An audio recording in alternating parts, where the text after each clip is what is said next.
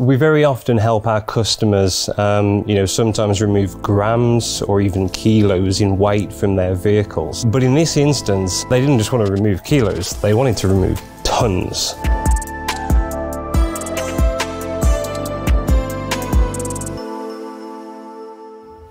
Lightweight, modularity, composite materials. You probably don't think about rail vehicles when you hear these attributes. Hi, I'm Martin. The TDI rail guys had exactly these attributes on their mind when they designed the very light rail vehicle. I recently met Stuart and we discussed about this interesting project. So keep watching. TDI, or Transport Design International, are a pioneer in mobility solutions, and they focus really on lightweight innovation for the market, and on top of that they also focus on zero emission propulsion systems. What if the train you took every day could be cheaper, lighter and more environmentally friendly? What if you could escape the traffic congestion of the roads and make the last few miles of your journey easier?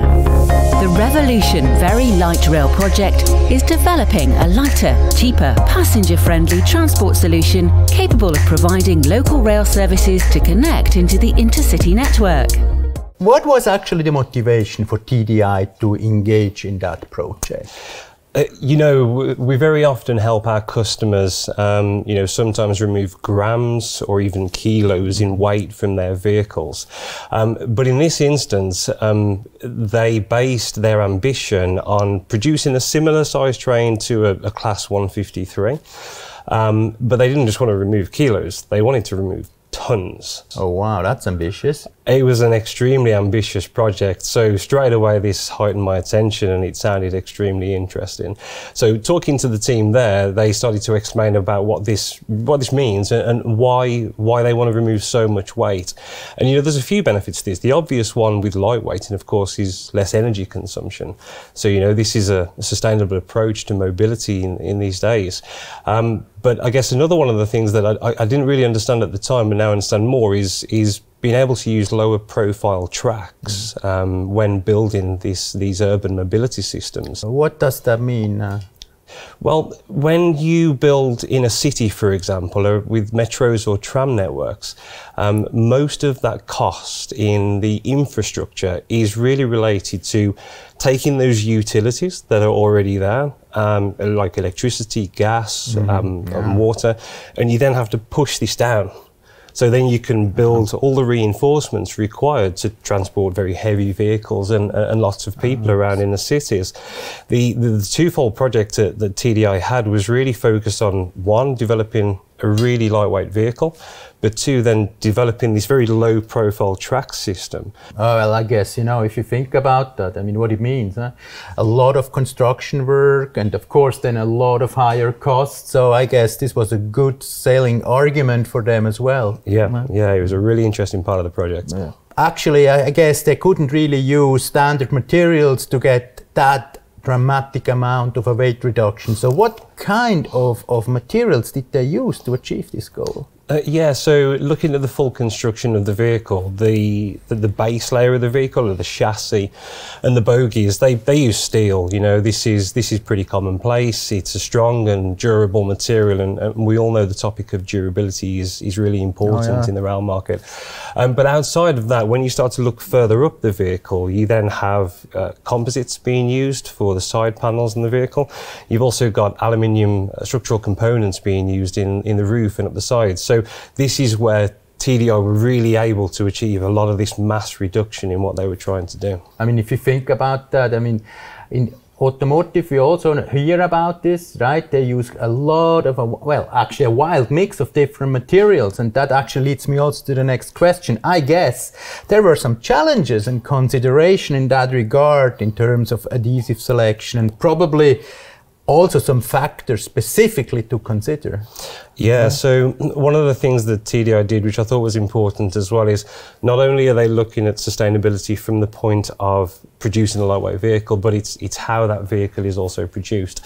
So one of the things they did is with the composite material, for example, they utilised biodegradable resins. Now this, on one hand, is great. They were locally sourced as well, so even the transportation of these materials is having less of an impact on our environment. But the other thing to consider here is when it comes to what we do and how we then bond products, you know, we have our usual challenges, but then when you start to consider these rather exotic materials, you know, things like adhesion and other topics that are important to us really come into play. So we really had to figure out not only what the material selection was going to be to manage the construction of the vehicle, but also to really understand how we're going to get ultimately these things to stick together. Yeah, absolutely. And I guess this can sometimes really be challenging. You know, certain materials are easier to bond than others. Depends a lot on the polarity of the products. But that leads me actually also to the next question. What did we actually use to fabricate this train? Yeah, this is where the wide portfolio of Sika's products really comes into play. We have so many opportunities and so many different products that we can use in our technology mix, and what we're able to do with that is really break the applications down into three key areas. You have your glass bonding, something Sika is widely known for. You have your mixed material bonding, and then you also have your structural bonding element of the build. So with the glass product, you know, this is sometimes a standard approach, but we took a slightly different approach here with our PowerCure solution. Now PowerCure, just briefly, is a one-component polyurethane system, but with a booster included. So utilising a PowerCure product allows people to get more utility out of their vehicles and less downtime. So there's lots of benefits to be taken from that system. So the solution that we found ourselves having to really get some technical support within the UK, and I'll touch on that more, but the PowerFlex product range that we have is a two-component polyurethane system. And there's a couple of benefits here with that product as well. The PowerFlex material itself has some inherent flexibility to it, even though it's a structural bonding product. So when you're looking to bond things like composites to aluminium structures, you know, one of the considerations there is these coefficients of thermal expansion between these two materials.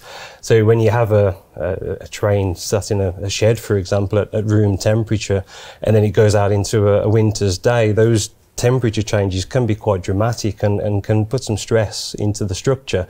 So using something like our PowerFlex products really helps in that area. And then onto the third topic of structural bonding. You know, Sika is well known for structural bonding in the automotive market, and maybe not so much in our industrial transportation sector. But we've got some really, really nice products, and one in particular is our SmartCore technology. Now, this material was used by the guys at TDI to really reinforce some of their mechanical joints within the vehicle. And again, back to that topic of durability, this will play a key part in making sure that those vehicles not only are strong on day one, but, you know, 20, 30 years down the line when they've had their time out on the tracks, they'll still be strong and durable and safe. Yeah, I mean, now you know, it sounds pretty complex. And I think, I mean, or I guess there was a lot of support needed to, you know, to validate all these different solutions. So how are you able to provide all that support, which is required apparently, because, I mean, they have high standards in rail. Yeah, they do. And, you know, we pride ourselves on being a global business, and we are, but actually the thing I really pride myself on is being local and local to our customers. Now, on top of the support that we give commercially to these customers, we also gave a lot of technical support to TDI. So, you know, back to that composite material, this exotic surface that maybe we're not so used to, our technical service team in the UK did a great job of analysing this material, really trying to understand how it functions and how our products would work with it. And, you know, on top of all of that, once we've developed a system and a solution to this, we then go and see the people who will ultimately build these vehicles, and we support them with training, utilising our technical guys to go in, work hand in hand with them to develop those processes.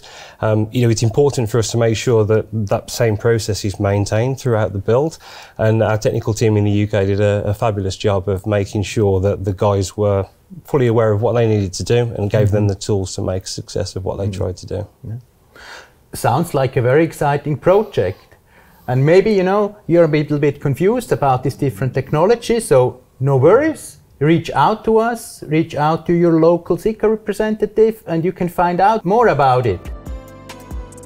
So we saw lower track profile, total cost of ownership are very important factors when we talk about investments, and I think TDI Rail tackled that very well. I hope you found that interesting. If you want to see more, keep watching our program Better Made with Adhesives.